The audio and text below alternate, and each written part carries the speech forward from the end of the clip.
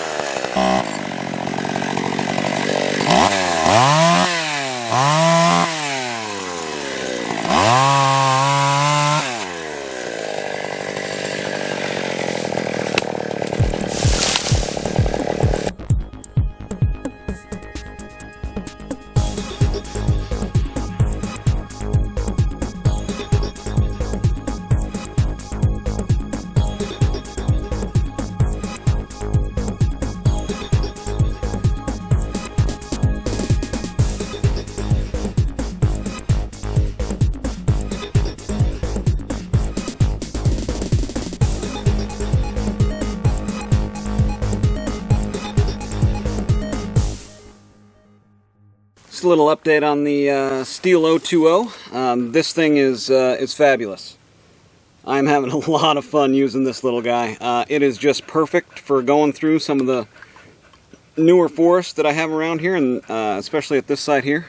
It's got the professional Pico chain on it, without the protective barbs or whatever.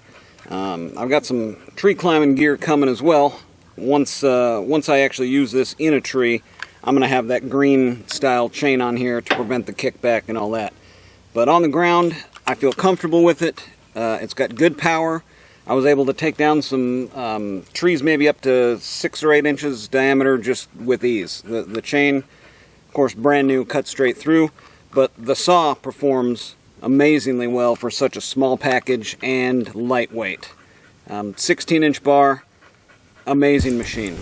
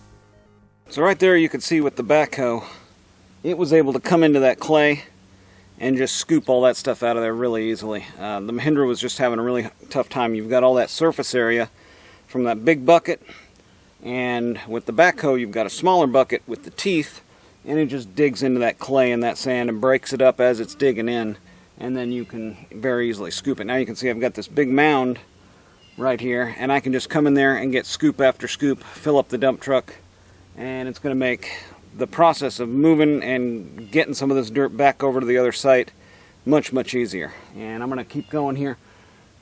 I'm going to bring down this big pine tree here too. I'm getting into the roots of it, and I've probably damaged too many of the roots for it to continue to stay standing anyway. So I'm going to get the equipment backed up and get some of this brush out of the way. Let me bring you in here and look. So here I've got this big pine tree behind me. I've got all this brush and stuff that I've already taken down. I'm going to take the O2O and just run through all this this smaller trees and brush here, clean all this up, and then take this big pine tree.